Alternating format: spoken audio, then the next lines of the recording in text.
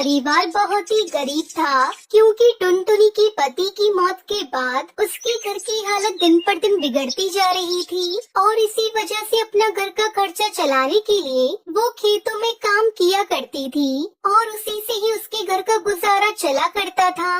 तभी एक दिन जब टुनटुनी अपने काम पर जा रही होती है, उसी समय उसका बेटा गोलू उससे कहता है, माँ, क्या आज आप शाम को घर आते समय मेरे लिए चॉकलेट वाली आइसक्रीम लेती आओगी? क्योंकि मेरा आइसक्रीम खाने का बहुत मन कर रहा है। हाँ बेटा, आज मैं पक्का तुम्हारे लिए आइसक्रीम लेकर आऊंगी, क्योंकि आज मुझे काम पर से पैसे मिलेंगे ना, तो मैं तुम्हारे लिए तुम्हारी मनपसंद आइसक्रीम लेकर जरूर आऊंगी। आप सच कह रही हो माँ? फिर तो आज बहुत मजा। समय का पता ही नहीं चला, कितनी देर हो गई। गोलू भी घर पर मेरा इंतजार कर रहा होगा। चलो जल्दी से जाकर घर का राशन और गोलू के लिए उसकी मनपसंद आइसक्रीम खरीद लेती हूँ। वैसे भी कितने दिनों से मेरा गोलू आइसक्रीम खाने के लिए तरस रहा है और आज जब आइसक्रीम खाएगा तो बहुत खुश हो जाएगा। इतना कहकर टुनटुनी जैसे ही आइसक्रीम की दुकान पर आइसक्रीम लेने जा रही होती है, उसी समय चोरी का धन्यवाद करती है। वो जादुई बीज लेकर अपने घर आ जाती है और घर आकर अपने आंगन में वो जादुई बीज बो देती है, जिसके बाद उसका बेटा गोलू उससे कहता है, माँ आएगा, मैं तो बहुत सारी आइसक्रीम खाऊंगा।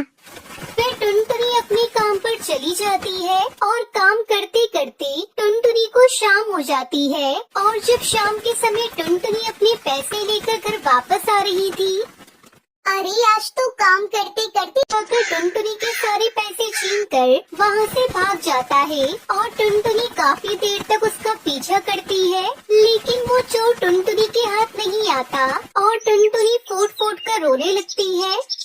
हे भगवान, कोई तो उस चोर को पकड़ो, वो मेरे सारे पैसे लेकर भाग गया। अब मैं क्या करूँगी? कैसे अपने घर का खर्चा चलाऊंगी? तभी वहाँ पर एक बूढ़ा तोता आता है और वो टुनटुनी से कहता है, रो मत बेटा, रोने से कोई फायदा नहीं होगा। यह तो इन लोगों का रोज का ही काम हो गया है, दिन दहाड़े चोरी करना। ना तो इनके खिलाफ कोई कंप्लेन करता है और ना ही पुलिस इनके खिलाफ कोई एक्शन लेती है। इतना कहकर वो बूढ़ा तोता वहाँ से चला जाता है। मेरी तो पूरे महीने की कमाई चली गई। अब मैं कैसे अपने घर का खर्चा चलाऊंगी? अब तो मेरे पास एक फूटी कौड़ी भी नहीं बची है। अब मैं अपने बेटे के लिए उसकी मनपसंद आइसक्रीम कैसे ले जा पाऊंगी? मुझे तो कुछ भी समझ में नहीं आ रहा। आज मैं गोलू से क्या कहूँगी? उसकी माँ को एक आइसक्रीम तक नहीं खिला सकती। क्या मुँह लेकर जाऊंगी आज मैं अपने घर पर? इतना कहकर टुनटुनी रोते रोते एक पेड़ के नीचे जाकर बैठ जाती है। वहीं पेड़ के नीचे एक बूढ़ी कबूतरी भी बैठी हुई थी और जब वो टुनटुनी को रोता हुआ देखती है तो उससे कहती है, क्या हुआ बेटी, तुम इस तरह क्यों रो रही हो? क्या बात है? क्या बताऊं अम्मा, आज तो मेरा सब कुछ लुट गया। मुझे तो कुछ भी समझ में नहीं आ रहा, मैं क्या करूं? इतना कहकर टुनटुनी उस बूढ़ी कबूतरी को अपनी सारी कहानी बता देती है। चिंता मत करो बेटी, तुम्हारी समस्या का मेरे पास एक हल है। मैं तुम्हें एक जादुई बीज देती हूँ। तुम इस बीज को ले जाकर अपने आंगन में बो देना और इसे बोते समय तुम जिस भी चीज के बारे में सोचोगी, ये जादुई बीज उसी चीज का वह एक जादुई अनोखा पेड़ और घर बना देगा। अम्मा, क्या तुम सच कह रही हो? अम्मा, मुझे तो बस अपने बेटे को उसकी मनपसंद आइसक्रीम खिलानी थी। तुम चिंता मत करो बेटी, तुमने जो सोचा है वैसा ही होगा। इतना कहकर टुनटुनी बूढ़ी कबूतरी, क्या सच में हमारे जंगल में आइसक्रीम का पेड़ और आइसक्रीम का घर उगेगा?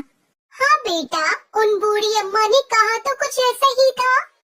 माँ, अगर सच में हमारे आंगन में आइसक्रीम का पेड़ और आइसक्रीम का घर उग जाएगा तो कितना मजा आएगा ना। फिर तो मैं रोज अपनी मनपसंद की आइसक्रीम तोड़कर खाया करूँगा और अपने दोस्तों को भी खिलाया करूँगा। इतना कहकर टुनटुनी और गोलू रात में सो जाते हैं और अगली सुबह जल्दी उठकर आंगन में आते हैं तो देखते हैं कि उनके आंगन में बहुत ही बड़ा पेड़ लगा हुआ था और उसके ऊपर ढेर सारे फ्लेवर की अलग अलग आइसक्रीम भी लगी हुई थी और उसके पास में एक आइसक्रीम का विशाल घर बना हुआ था। ये देखकर वो दोनों खुश हो जाते हैं। तभी कुछ देर में बहुत सारे बच्चे टुनटुनी के आंगन में आ जाते हैं। अरे बच्चों, ये लो, तुम सब आइसक्रीम खाओ, जितना मन करे उतनी आइसक्रीम खाओ। इतना कहकर टुनटुनी सभी बच्चों को आइसक्रीम तोड़ कर देती है, जिसके बाद गांव के सभी बच्चे टुनटुनी के आंगन में से आइसक्रीम तोड़कर खाने लगते हैं। लेकिन जब ये बात गांव के दूसरे आइसक्रीम के दुकानदार कालू और बंटी को पता चलती है तो वो कहते हैं, अरे भाई लोग, अगर ऐसा ही चलता रहा ना तो वह दिन दूर नहीं जब हमारी दुकानों पे ताला लग जाएगा। इसलिए हमें इस टुनटुनी का कुछ न कुछ तो करना ही पड़ेगा, वरना ये हम लोगों का सारा धंधा चौपट कर देगी। हाँ भाई, तुम सही कह रहे हो। जब बच्चों को फ्री में ही आइसक्रीम मिल जाएगी तो हम लोगों की दुकानों से आइसक्रीम कौन खरीदेगा। इसलिए हम लोगों को आज रात ही टुनटुनी के आंगन में से वह आइसक्रीम का पेड़ काटना होगा। फिर ना रहेगा आइसक्रीम का पेड़ और ना ही फ्री में बटेगी आइसक्रीम।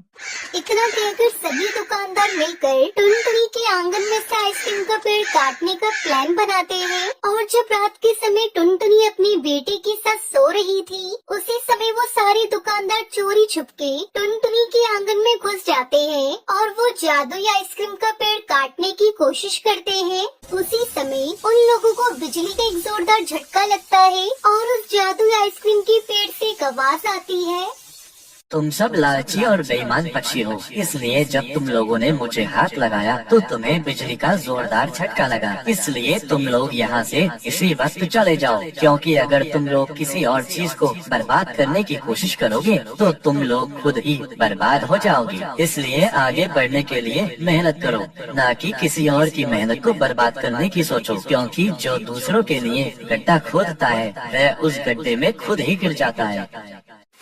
उस जादुई पेड़ की बात सुनकर वो सारे दुकानदार वहाँ से उल्टे पैर वापस लौट जाते हैं और उन्हें अपनी गलती का भी एहसास हो जाता है। और उस दिन के बाद से टुनटुनी जादुई आइसक्रीम पेड़ की मदद से गांव में ही अपनी बहुत बड़ी आइसक्रीम की दुकान खोलती है, जिसमें वो गांव के गरीब पक्षियों को रोजगार देती है। इसी तरह टुनटुनी जादुई आइसक्रीम के पेड़ की मदद से अपनी और अपने गाँव वालों की गरीबी पूरी तरह मिटा देती है और खुशी खुशी अपना जीवन यापन करने